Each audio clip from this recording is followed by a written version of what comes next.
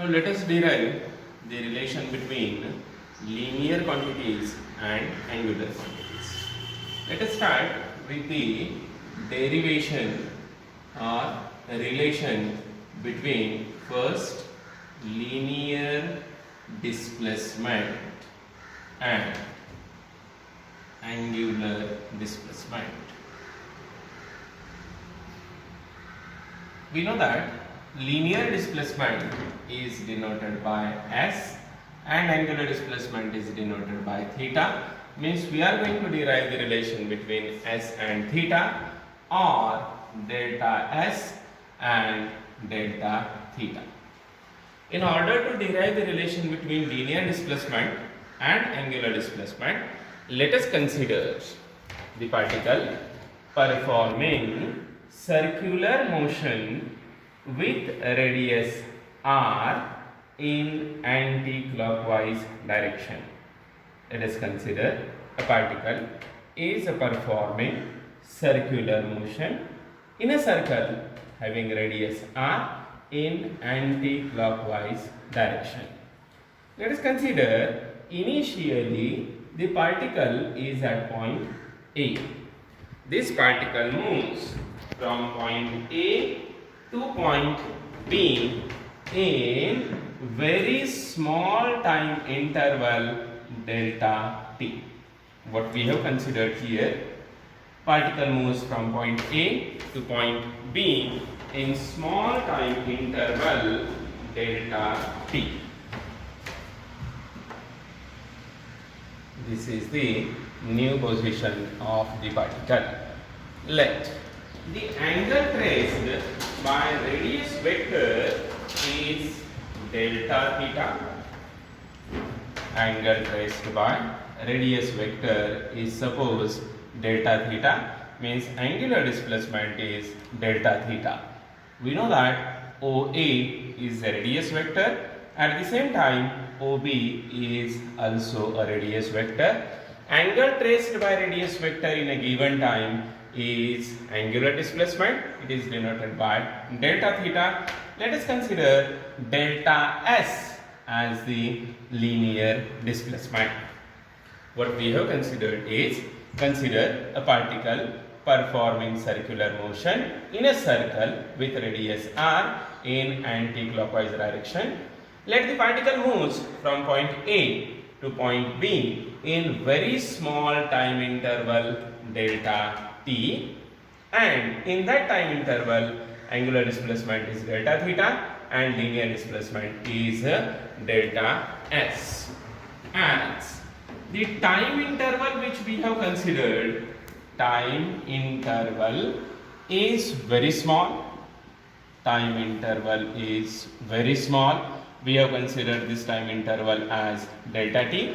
As the time interval is very small, arc AB can be considered to be almost along a straight line, and hence this is the linear displacement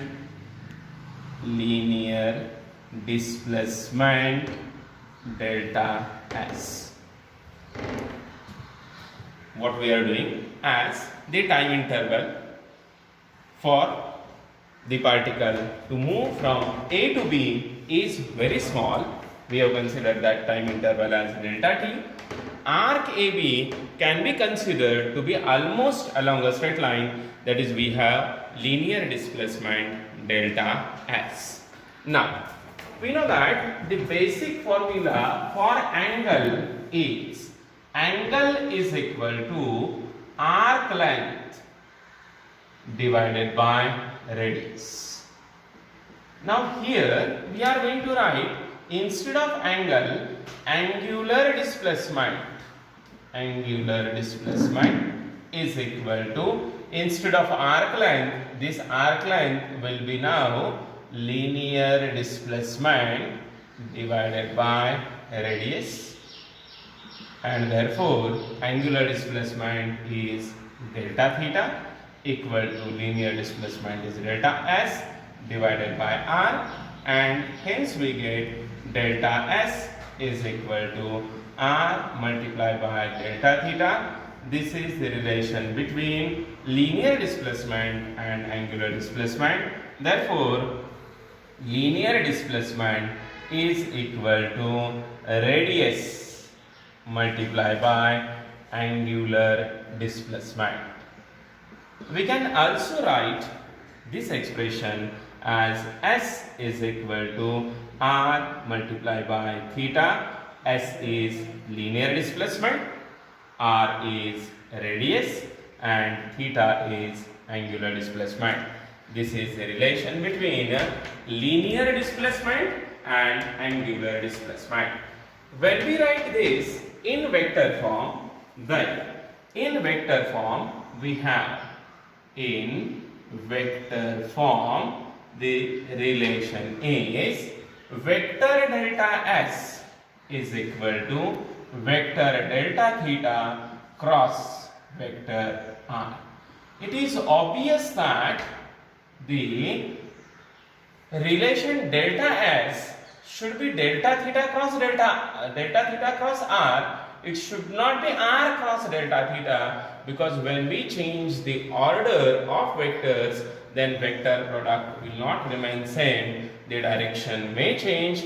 Then the question arises, why not delta S is R cross delta theta? The explanation of this is, let us consider we have a particle which is performing circular motion in horizontal plane. When we consider the particle performing circular motion in horizontal plane in anti-clockwise direction, then we know that according to right hand rule, direction of angular displacement, that is infinitesimal angular displacement, is here. This is the direction of delta theta. Let us consider we have particle is at point P, means this must be its position vector or radius vector. This is vector r. As the particle is performing circular motion in anti-clockwise direction, the direction of displacement should be along this. This is the direction of displacement delta S. Now, according to the law of vectors, when we go from delta theta to r by using right hand rule, then from delta theta to r, this is the direction of resultant vector, that is delta S. Means resultant delta S should be delta theta cross r. Otherwise, when we consider r cross delta theta, I have to move my fingers from r to delta theta, in which my thumb is directed inwards, which will give the direction of delta S, but delta S is now outwards, hence this will be wrong, and because of which we have written delta S as delta theta cross r. आता आपण काय केलं, आता आपण असं म्हटलं की हा delta S delta theta cross R च का, हा आर क्रॉस डेल्टा थीटा का नाही. फॉर एक्झाम्पल, आपण जेव्हा राईट हँड रूल यूज करतो तेव्हा समजा हा पार्टिकल अँटी क्लॉकवाइज डायरेक्शन मध्ये रिव्हॉल्व होतो. अँटी क्लॉकवाइज डायरेक्शन मध्ये रिव्हॉल्व होत असताना राईट हँड रूल नुसार ही इकडची डायरेक्शन म्हणजे ऍक्सियल व्हेक्टर आला डेल्टा थीटा, माझा रेडियस वेक्टर इथे असणार आहे.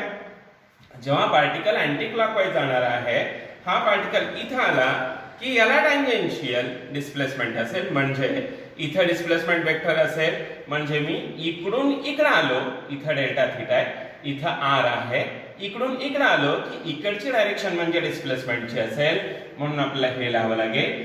जर मी हे लिहिलं तर मला आर कडून डेल्टा थीटा कडे जायला लागेल, म्हणजे डिस्प्लेसमेंट आत जाईल, जे की चुकीचं होईल. म्हणून delta S is delta theta cross R and not R cross delta theta.